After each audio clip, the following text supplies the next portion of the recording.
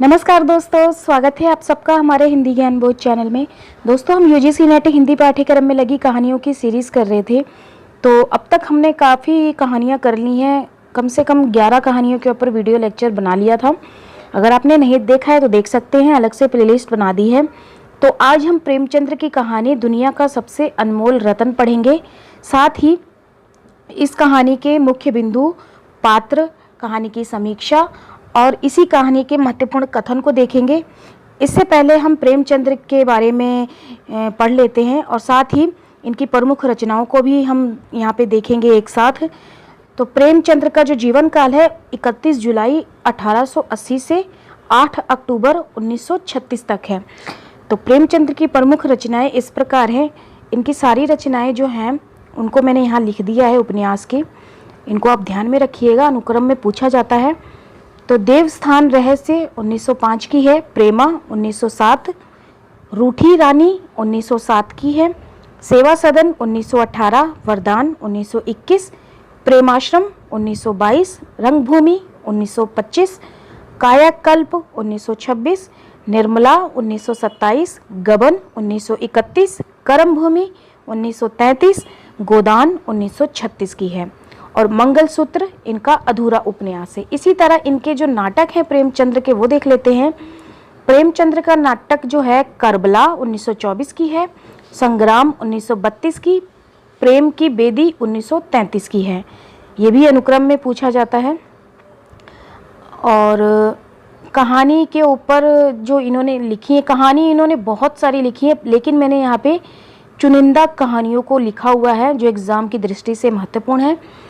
तो बड़े घर की बेटी 1910 की है, नमक का दरोगा 1913 की, पंच परमेश्वर 1916, बूढ़ी काकी 1920, सवा सेर गेहूं 1924, शतरंज का खिलाड़ी 1924 की है, पूस की रात 1930, दो बैलों की कथा 1931, ईदगाह 1933, कफन 1936 की।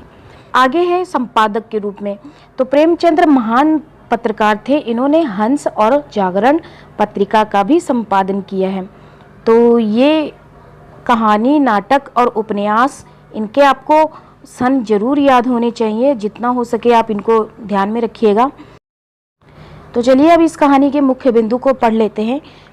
दुनिया का सबसे अनमोल रत्न कहानी प्रेमचंद्र की पहली कहानी है। यह कानपुर की एक उर्दू पत्रिका जमाना में वर्ष 1907 में प्रकाशित हुई। तत्पश्चात यह कहानी सोजे वतन प्रेमचंद्र की कहानी संग्रह में संकलित की गई। कहानी में एक ऐसे सच्चे प्रेमी का जिक्र है जो कि अपनी प्रेमिका को अपने रंग रूप से नहीं बल्कि कुछ भी कर गुजरने के जज्बे से अपनी ओर आकर्षित करता है। इस कहानी का मूल कहें तो एक प्रेमी जो कि अपनी प्रेमिका से बेशुमार मोहब्बत करता है और उसे ये जताने के लिए कुछ भी कर सकता है। तो ये इस कहानी के मुख्य बिंदु हैं। प्रेमी और प्रेमिका के ऊपर है ये कहानी। तो इस कहानी के जो पात्र हैं वो देख लेते हैं। इस कहानी के जो मुख्य पात्र हैं वो है दिल फिगार, जो कि एक मेल पात्र है, बंदा है, और दिल फरेब एक बंदी है। तो मैं हमेशा जब मैं नेट की तैयारी करती थी तो मैं इन दोनों के नाम में कंफ्यूज हो जाती थी कि इनमें से बंदा बंदी कौन है। तो आप ध्यान में रखिएगा, दिल फिराग बंदा है जो कहानी का मुख्य पात्र है, जो कि दिल फरेब से बेपनाह प्रेम करता है। वह अपने प्रेम को सिद्ध करने के लिए कुछ भी करने को उतारू है। और दिल फरेब एक बेहद खूबसूरत स्त्री है जो कि कहानी की मुख्य नारी पात्र है। काला चोर जो कि एक कैदी है, जुर्म के कारण उसे फांसी दी जा रही थी।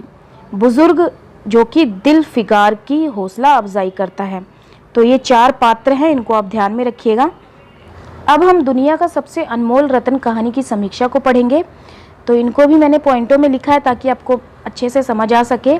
तो ध्यान से सुनिएगा, बहुत ही मज़ेदार कहानी है ये। जैसे कि कहानी की शुरुआत ही इस बात से होती है, उन प्रेमियों में नहीं जो इत्र फुलेल में बसकर और शानदार कपड़ों से सजकर आशिक के वेश में माशूकियत का दम भरते हैं, बल्कि उन सीधे साधे भोले भाले फिदाइयों में जो जंगल और पहाड़ों से सर टकराते हैं और फरियाद मचाते फिरते हैं। तो ये एग्ज़ाम में पूछा जा सकता है ये पंक्ति देके कि किस कहानी से लिया गया है, तो ये भी आप ध्यान में रखिएगा। दिलफिगार ने अपने प्रेम को दिलफरेब के समक्ष प्रस्तुत किया। दिलफरेब ने उसके प्रेम को सिद्ध करने के लिए शर्त रखी। दिलफरेब ने कहा, यदि तू मेरा सच्चा प्रेमी है तो जा और दुनिया की सबसे अनमोल चीज लेकर मेरे दरबार में आ, तभी तुम्हें अपनी गुलामी में कबूल करूंगी। साथ ही यह भी कहा कि यदि तुम वह नहीं ला सके तो इधर भूल से भी मत आना, वरना सूली पे चढ़वा दूंगी। दिलफिगार अब सोच में पड़ गया कि आखिर दुनिया की सबसे अनमोल चीज क्या होगी और वो कहाँ मिलेगी। इसी सोच में वो हैरान परेशान कई दिनों तक भटकते रहता है। तभी वो भटकते भटकते एक मैदान में पहुंचा जहां बहुत भीड़ जमा थी। वहां एक कैदी को फांसी होने वाली थी जिसने कई मासूम बेगुनाहों की जान ली थी। कैदी को उस भीड़ से अनजान एक बच्चे को खेलता देख अपनी बचपन की यादें ताजा हो गई, जब वह भी एक बेगुनाह और निष्कपट था। उन बीते दिनों की यादें उसके आंखों में आंसू बनकर टपकी। अब दिलफिराग ने क्या किया? दिलफिराग ने उस आंसू को अपने हाथों में ले लिया, इस सोच के साथ कि एक मरते हुए व्यक्ति की आंसू से अनमोल चीज क्या हो सकता है। अब वो दिलफरेब के पास जाता है, पर मन में संशय भी रहता है, यदि वो अनमोल चीज ना हुई तो वो फांसी पे चढ़वा दिया जाएगा। दिलफरेब ने दिलफिराग की कोशिश की तारीफ की, पर कहा कि यह वो अनमोल रतन नहीं है। उसकी जान बख्श देती है और पुनः कोशिश करने की सलाह देती है। तुझमें वह जज्बा है और सूझबूझ भी, मुझे यकीन है कि तुम्हें वो मिल जाएगा। कुछ दिन दिलफिराग को एक चिता पर एक 16 श्रृंगार किए एक स्त्री और उसकी गोद में उसके पति का सर है। दोनों चिता पर जलकर राख हो गए। अपने पति के मरने पर उसकी पत्नी सती हो गई थी। दिलफिगार ने सोचा कि पत्नी ने अपने पति के लिए खुद भी दुनिया को अलविदा कह दिया। इस सती के चिता की राख ही सबसे अनमोल रतन है। वह उस राख को लेकर अपने दिलफरेब के शहर मिनोसवाद पहुंचा, किंतु पिछली बार की तरह दिलफरेब ने उसकी कोशिश की तारीफ की और उसे तोहफा भी दिया, पर साथ ही यह भी कहा कि यह दुनिया की सबसे अनमोल रतन नहीं है। दिलफिगार बेहद मायूस हुआ और आत्महत्या करने पहाड़ की चोटी पर गया। तभी एक बुजुर्ग ने उसे ऐसा करने से रोक दिया। अब दिलफिराग ने सोचा कि अब वो सबसे अनमोल रतन तो मिलने से रहा, तो क्यों ना उसके हाथों सूली पे चढ़ने से अच्छा मैं खुद ही आत्महत्या कर लेता हूँ। इसीलिए पहाड़ की चोटी पे चला गया। तो आगे उस वृद्ध ने दिलफिगार की हौसला अफजाई की और कहा, तू क्या बुज़दिलों की हरकत कर रहा है। उसने मोहब्बत की ताकत उसे बताया। मर्द बन तू, मत हार मान, मजबूत इरादे ही मोहब्बत की मंजिल पर ले जा सकती हैं। उन्होंने हिंदुस्तान जाने का मार्ग बताया। वहां जा, वहीं तुझे वह अनमोल रतन मिलेगी। ऐसा वो वृद्ध बुजुर्ग बताता है जब वो दिलफरेब आत्महत्या करने के लिए पहाड़ की चोटी पे जाता है। तो अब दिलफरेब क्या करता है कि वो हिंदुस्तान पहुंचा। उसने लड़ाई के मैदान पे देखा कई लाशें पड़ी थी। वहां एक राजपूत सिपाही जिसमें अभी प्राण बाकी थे, जो मृत्युशैया पे था, उसने दिलफिगार को अपनी गुलामी की और वतन पस्ती की बातें बताई। कहा कि गुलामी की जिंदगी से बेहतर है मर जाना। उस सिपाही ने दम तोड़ दिया, भारत माता की जय के साथ। उसके बाद दिलफिगार को उस लहूलुहान सिपाही के खून के अंतिम कतरे से सूझा कि वाकई ये अनमोल रतन है, जो कि एक सच्चे देशभक्त ने देशभक्ति का हक अदा किया। उस खून के कतरे को हाथ में लेकर दिलफिगार अपने वतन दिलफरेब के पास गया। उसने उस राजपूत सिपाही की बहादुरी को बताया और उस खून को दिलफरेब को सौंप दिया। अब दिलफरेब ने उसे गले लगा लिया और कहा, आज से तू मेरा मालिक है। एक रत्न जड़ित मंजूसा मंगवाकर उसमें से एक तख्ती निकाली। उस पर लिखा था, खून का वह आखिरी कतरा जो वतन की हिफाजत में गिरे दुनिया की सबसे अनमोल चीज है। तो ये भी ध्यान रखिएगा, पूछा जा सकता है। इस कहानी में देश प्रेम और देश के लिए कुछ कर गुजरने की चाह को जगाने के लिए लोगों में देशभक्ति जागृत हो, यह इस कहानी का उद्देश्य है। देश के लिए अपने खून बहाने वाले सैनिकों की खून के आगे सभी चीजों को गौण बताया गया है। प्रेमचंद्र ने गुलामी में जीने से बेहतर मरने का संदेश भी दिया। घुट घुट कर जीने को जीना नहीं कहते।